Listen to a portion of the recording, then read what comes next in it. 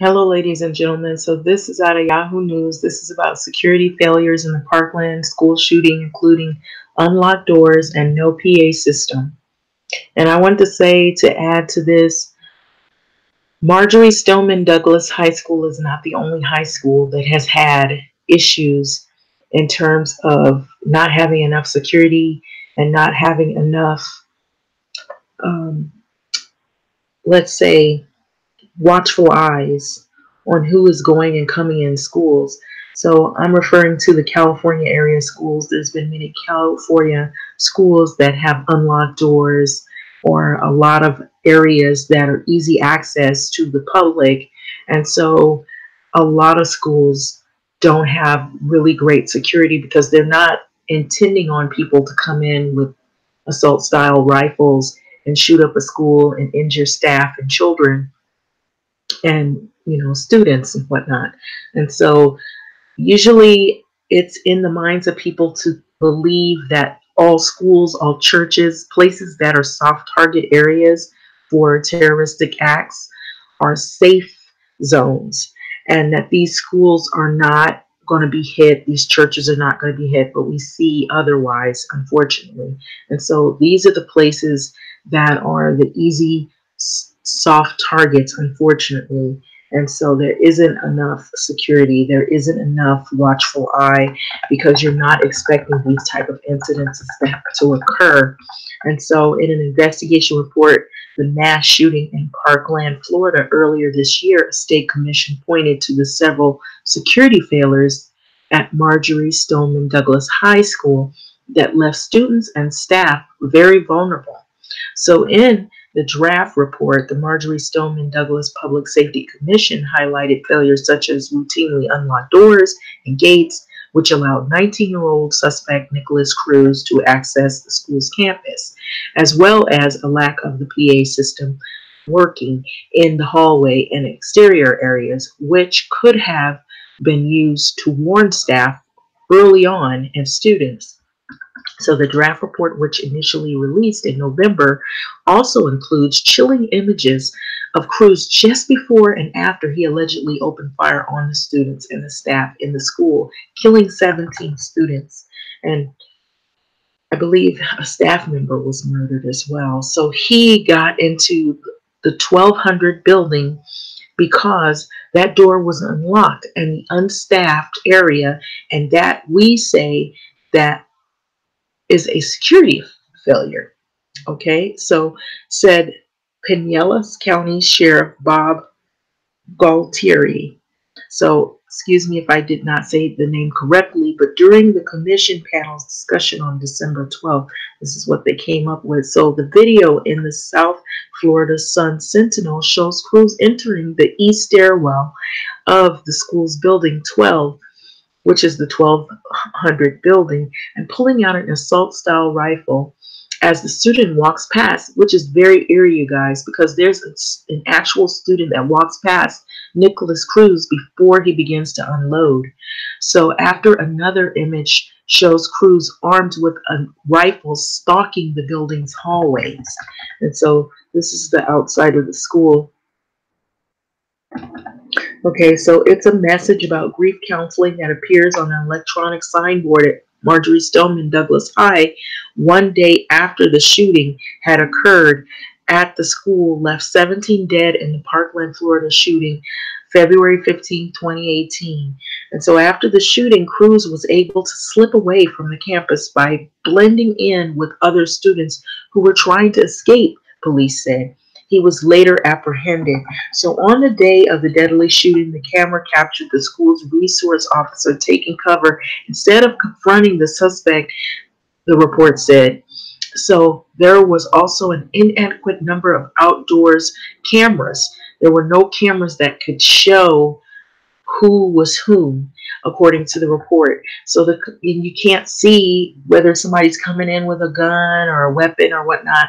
Some people are good at concealing things and hiding things, but cameras do help because they're not expecting cameras to be out there. So the commission draft report said that the campus monitor admitted on video that he recognized the bag, The bag that Cruz was carrying with the assault-style rifle identified Cruz as a threat.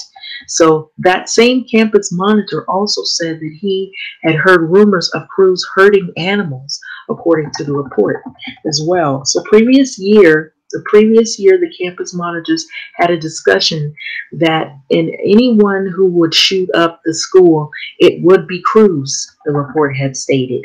So they already knew that this student had the potential to exhibit this type of behavior. So Cruz had been charged with 17 counts of murder.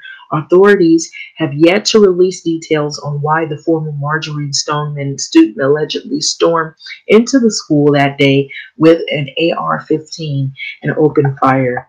So a transcript and video of Cruz's confession to the police after the shooting was released in August.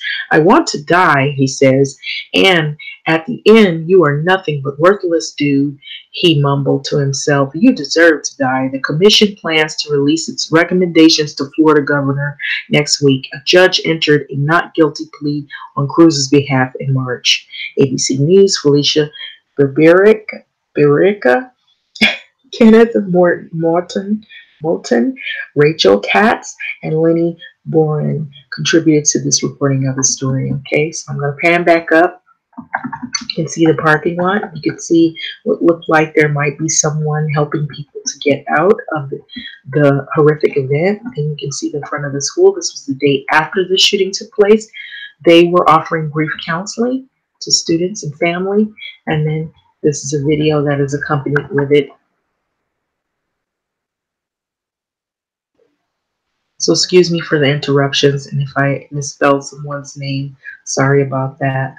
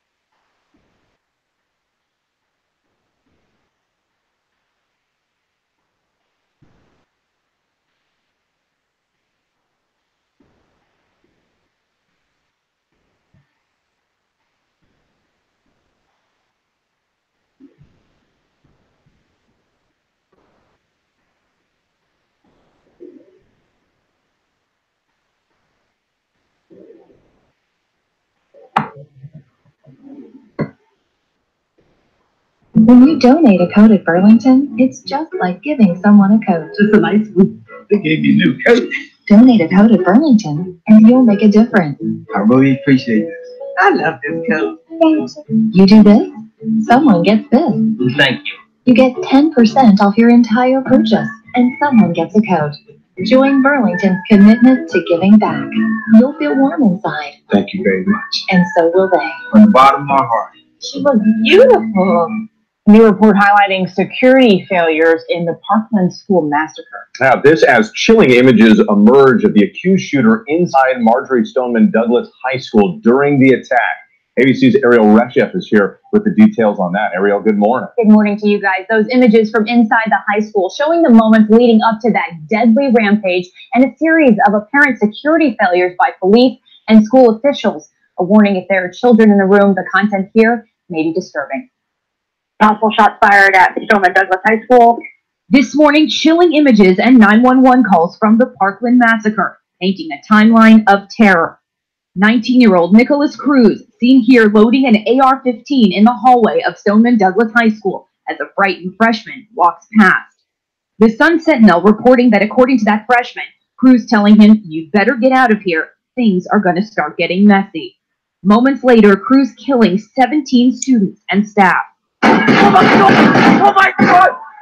The release of surveillance videos and audio, all part of a scathing draft report from a Florida state commission, shining a light on a host of fateful security missteps. If we can't protect our children in schools, then who can we protect? Doors unlocked, the gates open, allowing Cruz to get inside undetected. He got into the 1200 building because that door was unlocked and unstaffed. and that we say that that is a security failure. A campus security monitor failing to call a code red after seeing crews carrying a rifle bag. The report saying the spray of bullets set off a fire alarm, sending panicked students and teachers out of their classrooms to escape. This picture capturing kids trapped helplessly in a crammed hallway. Meanwhile, cameras showing school resource officer Deputy Scott Peterson waiting outside on his radio instead of trying to stop the gunman. I think we got shots fired. Also, shots fired. 1200 building. 5 minutes go by before police officers even enter the building. Cops using surveillance footage on a 20-minute delay to try to track down the armed assailant who had already escaped, according to the Sun Sentinel. They are monitoring the subject right now. He went from the 3rd floor to the 2nd floor. While they tried to locate Cruz, he's seen here a few blocks from campus at this McDonald's. Finally, just under an hour later, taken into custody. A judge entered a not guilty plea for Nicholas Cruz in March. Since the attack, the sheriff's office says it has made some major changes in policy. The findings and a list of recommendations for school safety will be turned over to the Florida governor, guys, next week. So many issues here. Not having a PA system, having a security cameras that are on a 20-minute delay. Yeah, you have 5 minutes for police to enter the building. So think about what happened in those 5 minutes. Hopefully lessons are learned here. Ariel, thank you. Appreciate it. Okay, everyone. Our mission is to provide complete balanced nutrition for strength. Well, there you have it. So it talks about the security failures. And I think I have mentioned this as well, that a lot of these schools are very, very open. They have very, a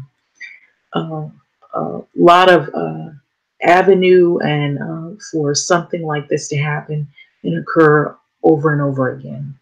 And now, as much security as they will beef up, probably what will happen at some of the schools, you don't know what staff, what students may have got in the campus or brought something or will erupt on campus.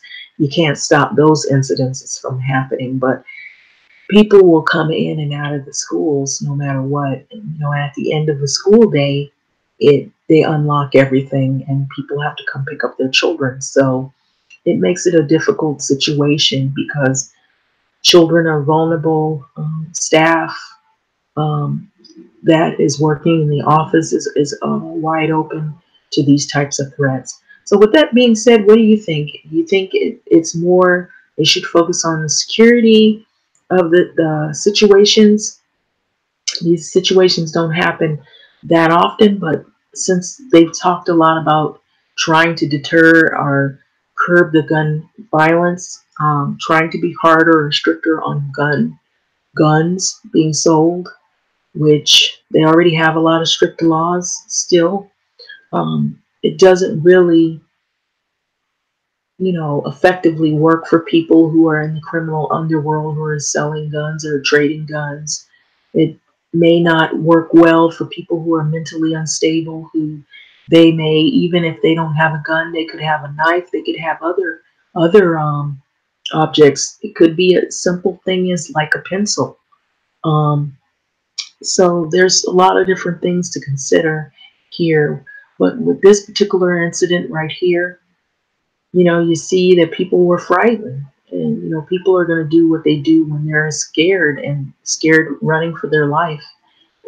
So with that being said, what are your thoughts and feedback and comment on this? Could they have been a little bit more careful as to who is by the doors, keeping things locked?